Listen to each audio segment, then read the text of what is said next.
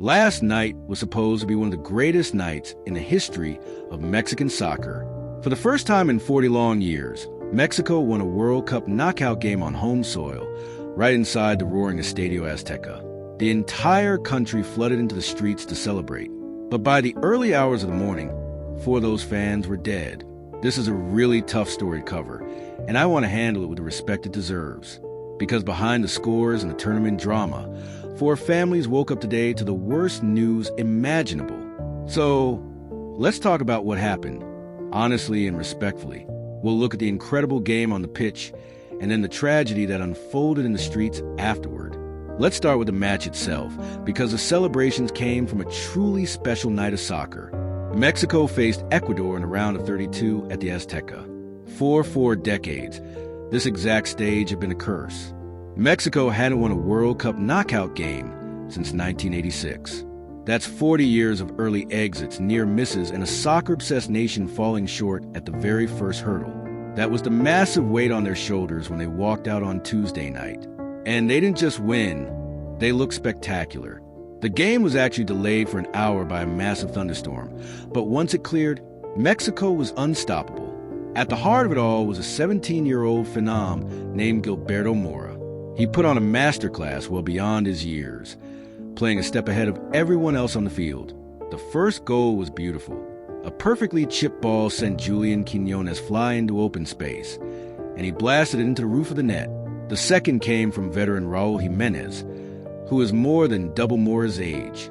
He pounced on a defensive mistake to make it 2-0. That's how it ended, sending Mexico to the round of 16, where they'll face England this Sunday.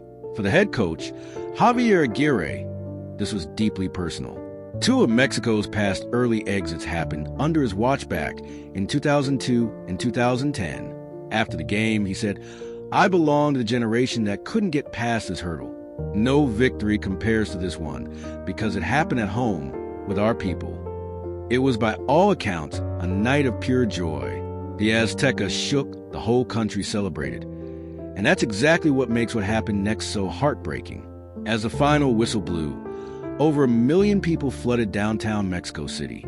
The epicenter was Paseo de la Reforma, the city's main boulevard, right around the iconic Angel of Independence monument.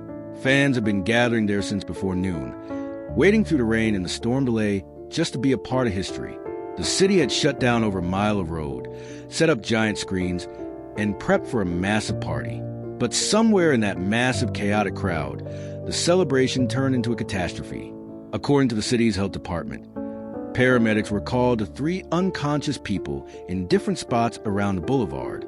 A 44-year-old man and a 19-year-old woman received advanced CPR, but both died of suffocation. A third victim, a 48-year-old woman, was treated on a nearby street and later died at the hospital, also from a lack of oxygen. Then a 4th victim, a man in his 30s, was rushed to the hospital with severe seizures, suffered cardiac arrest, and passed away. For lives gone in a single night of celebration. That word, suffocation, tells you the grim reality of what happened. When a crowd gets too big and too dense, people can be compressed so tightly that they physically cannot expand their chest to breathe. No one even has to fall down. The sheer weight and pressure of a surging crowd can be fatal on its own, and it can happen in the middle of a crowd that looks completely happy from a distance. Local media reported that the deadly crush might have been triggered by fireworks going off in the crowd, causing a panic. People started running, and in the chaos, some were knocked down and trampled. Videos circulating on social media showed the horror. People near the Angel Monument were completely trapped, swaying helplessly as the crowd's momentum pushed them back and forth. Other clips showed fights breaking out, with people on the ground amidst a mess of cans, bottles, and spilled alcohol. The contrast couldn't have been crueler. A nation cheering its biggest soccer win in decades, while just blocks away, paramedics were performing CPR on the sidewalk. And here's the part we have to look at honestly. To some extent, this was predictable. In fact, authorities had actively tried to prevent it. This wasn't the first massive street party of this World Cup. The crowds had grown with every single victory. Over the last few weeks, Mexico City had taken real steps to make these gatherings safer. They banned alcohol sales on match days. They added more giant screens and spaced them out to prevent dangerous bottlenecks. Before this exact game, the mayor explicitly warned fans not to go to the Angel Monument because it was already too packed. They saw the danger coming. They tried to manage it, and 4 people still died. That is the sobering reality here. This is one of the most densely populated metro areas on the planet, home to over 20 million people. It's a country that lives and breathes soccer. And when 1 million ecstatic fans pack into a few miles of boulevard, the margin for error is razor thin.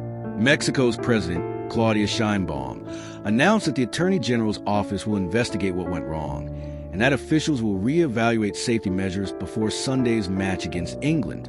The city's mayor, Clara Bragada, offered her condolences to the families and urged everyone to celebrate responsibly and look out for one another.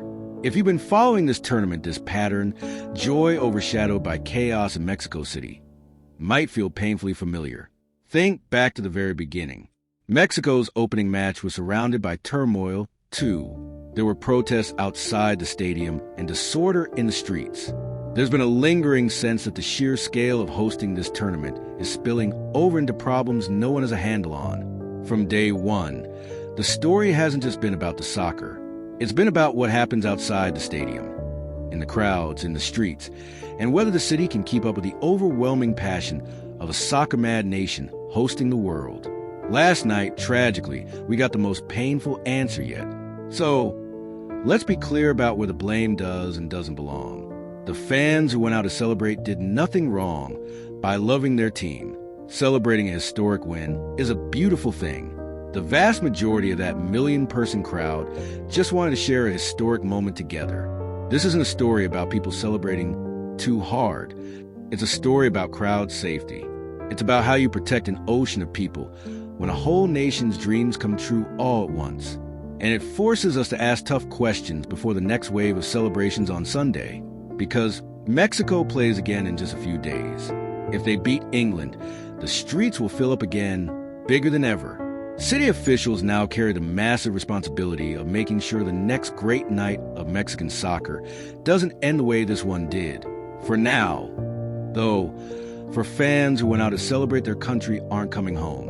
Amid all the goals, the drama, and the massive upsets of this World Cup, that is what we need to remember today. Our thoughts are with the families who lost loved ones and with Mexico City as it grieves. If you take one thing from this, when the celebrations start, look out for the people around you. Stay safe.